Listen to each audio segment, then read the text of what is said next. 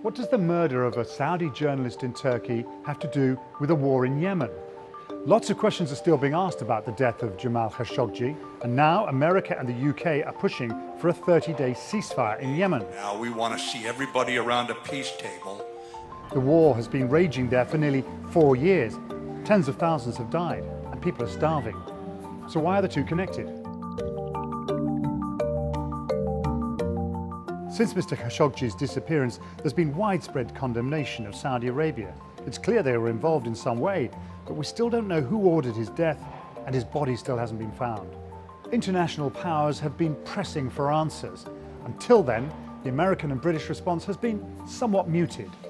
That's because both countries have an important, long-standing strategic relationship with Saudi Arabia.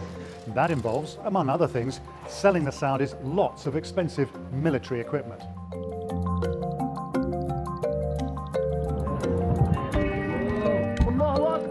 Both America and the UK have been increasingly unhappy with the human cost of the war in Yemen, a war in which a Saudi-led coalition is supporting the internationally recognized government against Houthi rebels who are backed by Iran.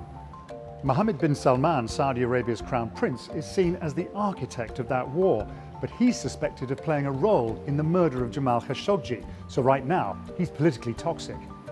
With Saudi Arabia on the back foot over Khashoggi, this might be a good moment for Britain and the United States to push for a ceasefire in Yemen and a return to peace talks. America and the UK know that Mohammed bin Salman is probably too important to dislodge. They and many Arab countries are worried about instability in Saudi Arabia if the Crown Prince simply disappears from the scene. So don't expect to hear any of Saudi Arabia's allies simply demanding that the Crown Prince step down. But many will be hoping that the Saudi royal family will fix the problem by itself. And that could mean that the Crown Prince is no longer able to act with such apparent impunity.